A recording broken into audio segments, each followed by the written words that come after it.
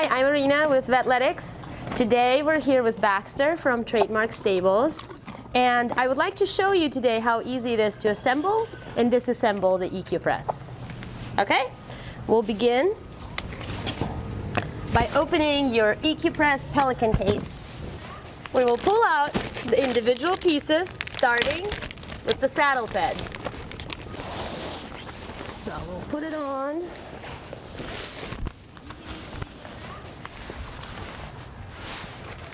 Very good. The next, I usually recommend to get the belly band or the girth band. You will have a small bag where all your straps and belly band will be included in. So there are two different lengths of the girth band or the strap that will be included, and they can actually be connected to each other to create an even longer version if needed.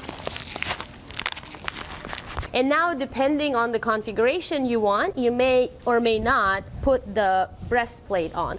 So the chest piece that comes with it is technically only necessary when you use the hind garments to prevent everything from being pulled backwards and to kind of keep everything centered. For the purposes of the presentation, I will be putting all of it on, but just keep in mind there are simpler versions of assembly depending on the area that you want to treat with the EQ press. So we assemble the chest piece. You basically take this gray strap right here, comes with 3 different buckles. So the middle buckle is the one that goes to the saddle pad, and then you have a fork action here. That hind one will be attached to the front garment, and that front part of the fork will be attached to the chest piece. Same situation on this side. There you go. Perfect. There are ways to adjust the length as needed. And then the last piece that connects the breastplate to the girth band is basically this little attachment. You can adjust the length of the strap, again, as needed. And then you just connect this to here and just plop it on, just like that. Good job. We have a total of 4 garments. It really doesn't matter in what order you are applying the garments. There is the option for you to only use one garment, basically to only treat one leg. There's also the option to use all 4 or just 2. Okay, so we have our front left garment. Good boy. The easiest way to put the garment on is when you start the zipper, it starts at the top, and then you basically attach the strap right here. And then they basically stay on the horse, and you can make all of the adjustments needed by yourself. You don't need anybody else to help you assemble the front garment. At the bottom, you have the reinforcement piece that basically helps the garments last longer.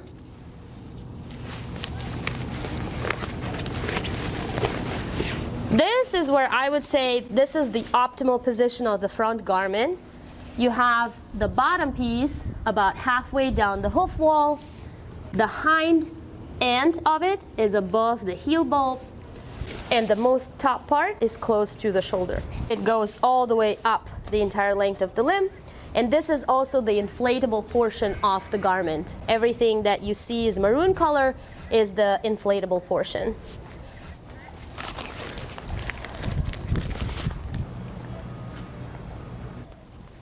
The right front garment, same idea. We zip it up a little bit for it to stay put. Attach.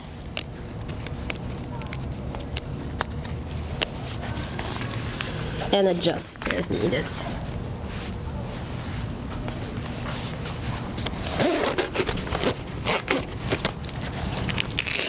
Reinforce. Sometimes you will need to, or you may, reposition the saddle pad just to provide the most comfort for your horse. So depending on where he is used to that band to be, that's how you can adjust it as well. So we could move it a little bit more towards the back. I now adjusted it a little bit more towards the front. That allows the girth band to be more closer to the chest, and some horses just feel more comfortable with that location, but also it's a narrower part of the body. So if, for example, the belly region is too wide, even for the two straps connected, then you could just move it a little bit all forward, and that will solve that problem as well. So now that we have it in good position, about halfway down the hoof wall, I'm happy with the front garments, and you can always readjust after the first inflation cycle has finished, because then they're partially deflated and it's easier to keep them in place. We have the left hind garment. The way you can recognize whether or not it's the left or the right one is based on where the zipper is and based on how it's positioned. So this is the attachment that will allow you to attach it to the saddle pad, and that is on the outside of the horse, and the zipper is on the most front part of the leg. This is where most of the curvature of the garment is, as you can see. If you look at the garment, so you can see that most of the curvature is where the zipper is, and that is where we want this to align with the curvature of the leg of the horse, which is in the front part of the leg, not so much on the hind part.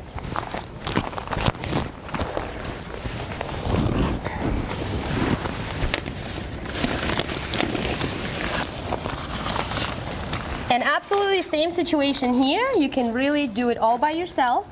With some horses, let's say if this was a horse with lymphangitis, I would probably use the outer zipper to allow for more circumference. Since Baxter has beautiful tight legs already, I just want to make him even tighter, I'm using the more narrower setup and the zipper. And this is where you have more even variability with the angulation and the attachment, and this is what allows more so for one size fits all, depending on the the posture of the horse, the angulation, and mostly that is the differences between the breeds and the disciplines. You can vary with where you attach the garment to, and that will allow for the best fit of the garment and the best sitting of it. So I will, for Baxter, I will attach the strap on the most rear part of the saddle pad with the most rear attachment on the garment.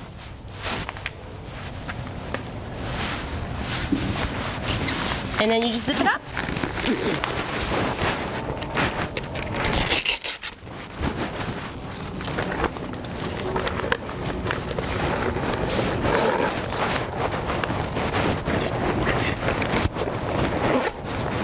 And same thing, we have some reinforcement here.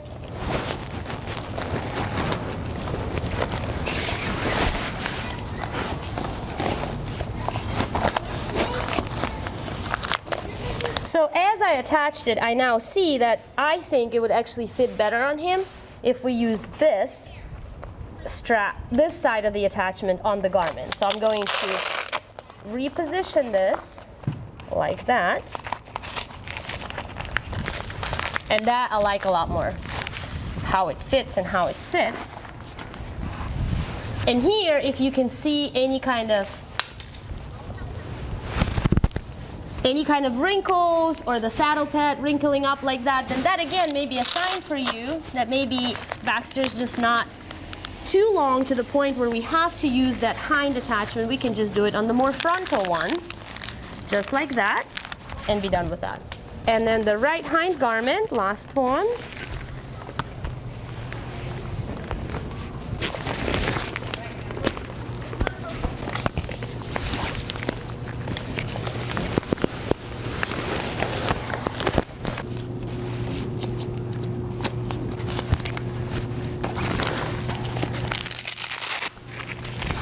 It can always shift a little bit when you adjust, so we can always readjust after we put it on. But again, I like doing the readjustment after the first inflation cycle has finished.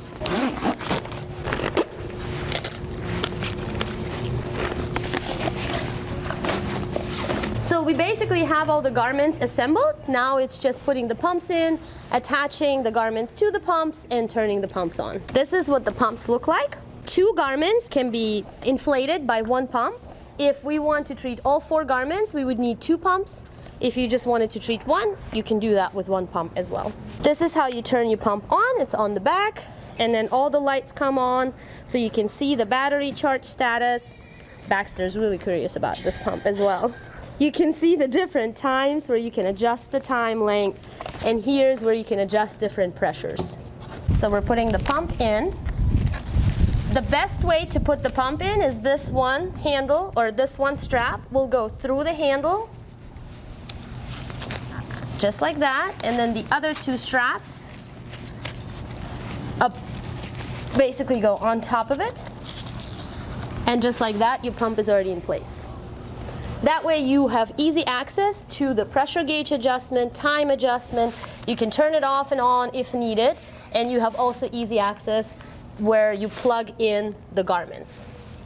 In the saddle pad, there are some strap loop mechanisms built in, and this is for making sure that you have no kind of hanging loops or anything, and there's no hazard going on. So what we would do, we would loop this through here, for example.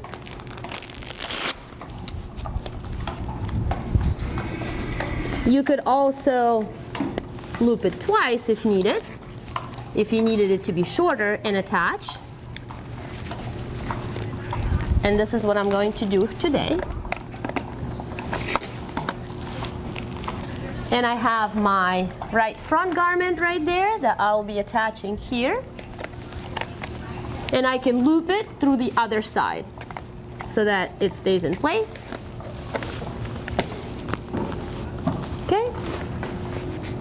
It's on 30, we have the pressure. Okay. And we can turn on the front garments. In the meantime, I will set up the pump for the hind garments. There again, the pump, turn it on. There's people down there, right? There's this other pocket for your pump.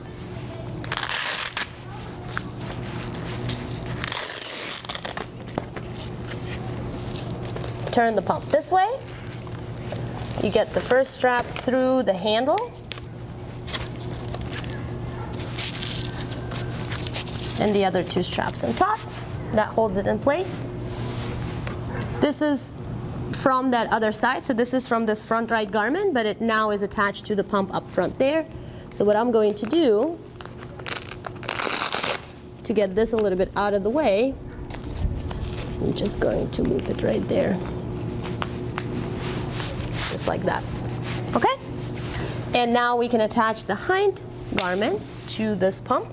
For the hind garments, I always like to loop it through right here. Just so again, we don't have anything hanging and creating a hazard or just general discomfort. You can adjust it right here, just like that. Let me get the other strap on the side.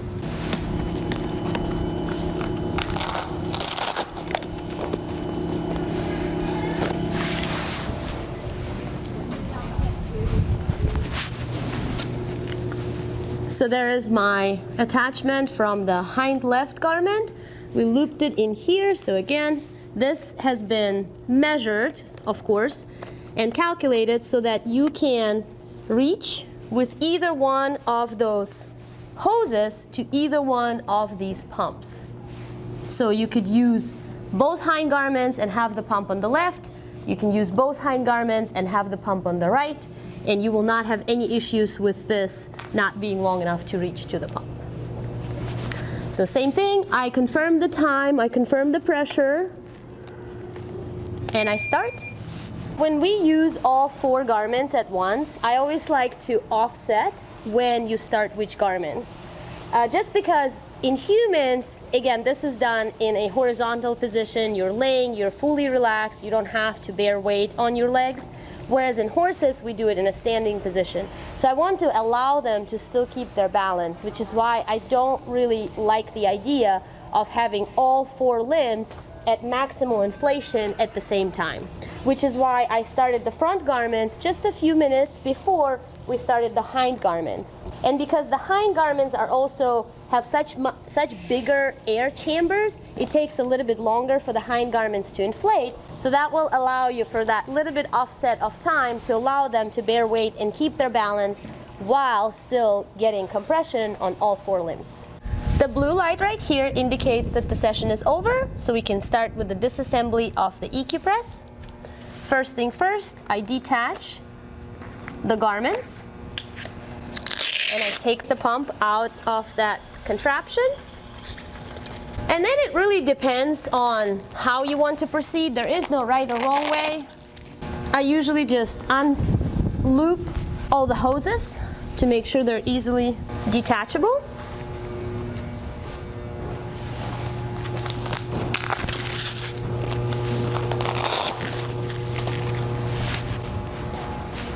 And then I take off the garments.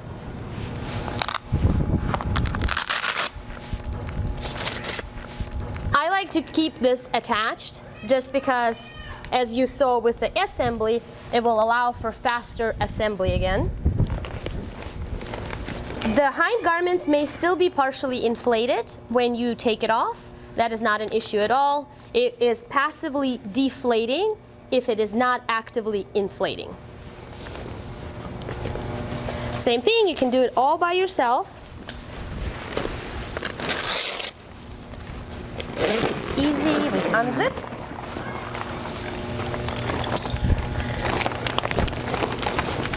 And you can kind of just leave it here while we take the rest off, and it can deflate, and then you can easily fold it into the case. Come on, dude. So I'll do this side first and then go on the other side for the rest.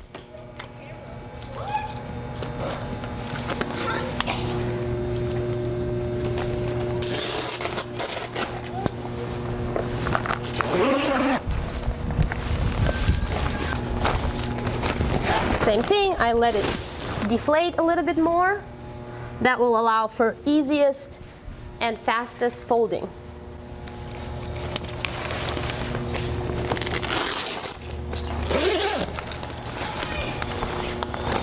I like to keep the straps attached to the saddle pad. In my opinion, that is the easiest way to then assemble, but you may find a different way that makes it most convenient to you to use.